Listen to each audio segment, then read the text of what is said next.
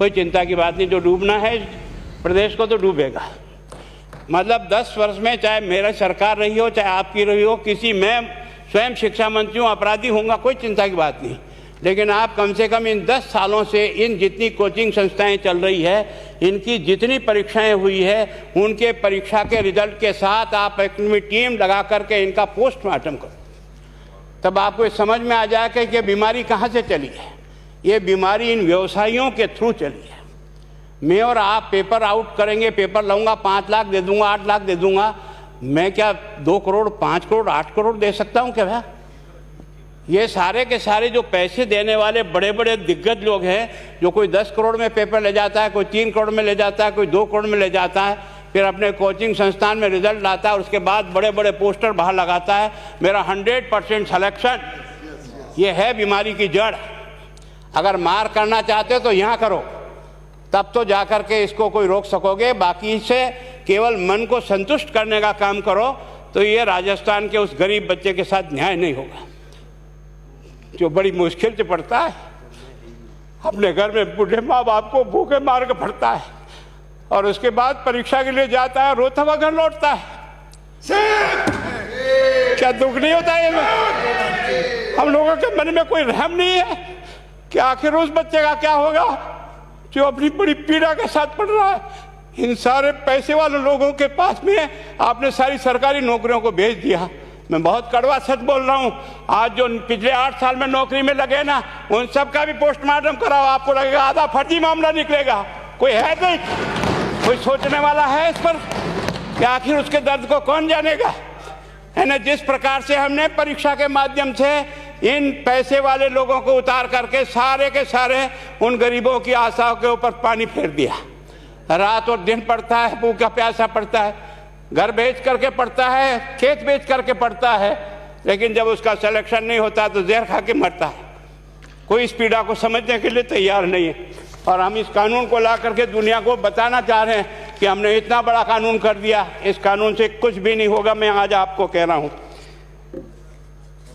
ये जो आपने नए प्रावधान जोड़े हैं, मैं सोचता हूँ कि मुझे कुछ बोलने की इच्छा नहीं, मुझे बहुत दुख है इस बात का। क्या होगा ये?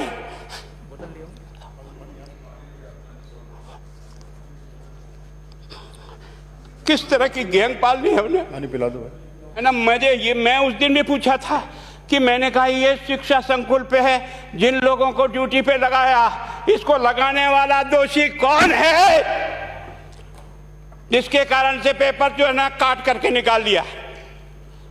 ये तो ठीक है, भाग्य हमारा अच्छा था कि सवाई माधोपुर की घटना फूट गई और एसओजी को उसमें हाथ में लग करके कुछ केस लग गया। अगर वो केस नहीं लगता तो आज आपकी सारी नौकरी पर इन सब बड़े बड़े दलालों के स्कूल में पढ़ने वाले बच्चे होते और मेरा गरीब का बच्चा अपना घर लौट के जाता। क्या दुर्भाग्य है। और इस कारण से केवल इसके लिए खुश मत हो जाओ कि हमने कानून बहुत सख्त बना दिया इसलिए अपराधी रुक जाएगा। नहीं, सिस्टम को बदलना होगा, ये परीक्षा का सिस्टम चेंज करना होगा। मैं सोचता हूँ कि क्या हम इतने अक्लमंद बैठे हैं, क्या इस व्यवस्था को चेंज नहीं कर सकते? क्या एक ही पेपर हर राजस्थान में 20 लाख बच्चों को दिया जाए? क्या इसका कोई ऑल्टरनेट नहीं हो सकता? इसका ऑल्टरनेट सोचना चाहिए कि हम परीक्षा को टुकड़े टुकड़ों में कैसे कर सकते हैं। जिले के अनुसार पेपर नहीं, एक नहीं हम 25 पेपर बना सकते हैं। कौन से सेंटर पर कौन सा पेपर जाएगा कोई तय नहीं करेगा कौन सा जाएगा, और हम जो इच्छा होगी उस सेंटर पे वो पेपर भेजेंगे। और ये जितने भी प्राइवेट कॉलेजों में आपने सेंटर बना रखे उनको बंद करो, इनको तुरंत बंद करिए एक ऑर्डर से। जितने भी सरकारी विद्यालय है और सरकारी नौकर ही एग्जामिनर बनेगा और एग्जामिनेशन करेगा, तब तो आप इसको बचा पाओगे। ताकि आप और मैं कितने भी कानून बदल कर दें, आपका वो जांच करेगा, आपका वो अधिकारी आएगा। आपने कहा भाई सेशन जज के नीचे नियुक्ति नहीं होगी, इसके अलग से कोर्ट होगा, बहुत अच्छी बात है। प्रोविजन जो आपने डाले हैं वो स्वागत योग्य, स्वागत करता हूँ, पर इन प्रोविजन को लागू तो आप और मैं ही करूँगा, कौन करेगा? जब हम ही ठीक नहीं है तो इन प्रोविजन क्या रोएंगे अंदर बैठे बैठे है? जब तक हमारा दिल और दिमाग ठीक नहीं होगा ना, इस बीमारी का इलाज नहीं होगा। हमने शिक्षा के मंदिर को भ्रष्टाचार की भट्टी में जलाकर खाक कर दिया। दुर्भाग्य हमारा। जहां से कोई आशा की किरण दिखती थी उस गरीब को कि चलो मैं अपनी मेहनत से आगे बढ़ जाऊंगा, लेकिन अब वो निराशा में आ गया। उसको लगा कि अब कोई रास्ता नहीं है। और इस कारण से मैं सोचता हूं कि आप जिस भावना से लाया, मैं आपकी भावना की इज्जत करता हूं, लेकिन केवल आपकी भावना इन बेईमानों को नहीं रोक सकेगी। इसको रोकने के लिए हमको सिस्टम को बदल करके और तुरंत उस पर ध्यान करना चाहिए। कानून 302 का बना हुआ है, क्या मर्डर रुक गए? आप भी जान रहे हो, रोज के रोज पोक्सो कोर्ट में आजीवन कारावास हो रहा, क्या व्यभिचार रुक गया है? अपराधी को दंड मिल सकता है, अपराध बंद नहीं हो सकता है। अपराध बंद करने के लिए जो सिस्टम होते हैं उस सिस्टम में चलो।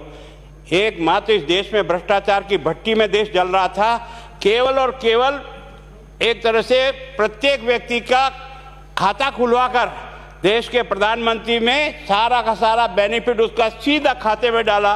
बेईमानों को चोट लगी नहीं लगी, उस तरफ अपना दिमाग बचाओ, उस तरफ अपना दिमाग लगाओ। किस बीमारी का इलाज कहाँ है और कैसे हो, इस बारे में चिंता करने की कोशिश करो। मैं कई बार इधर सीकर और इधर गया तो मैं सोचता हूँ कोचिंग संस्थान की बिल्डिंग देखें ना तो टोपी गिर जाए नीचे से। क्या चीज़ है यार, भगवान ने क्या लक्ष्मी वहीं बरसाई है? और जो बाकी संस्थाएं, उसका कारण यह है कि हमने अपनी दुकान को इतनी कमज़ोर कर दी है कि जहाँ बच्चे अच्छी तरह से शिक्षा लेकर के हम जैसे गरीब पढ़ करके यहाँ आ गए, अब वो रास्ते नहीं हैं। और इस कारण से मेरी बहुत विनम्र प्रार्थना है, इस बीमारी का इलाज चाहिए बच्चे को, कानून से नहीं होगा, कानून के अलावा होगा। और उसमें आप करें। धन्यवाद। Thank you. माननीय मंत्री महोदय।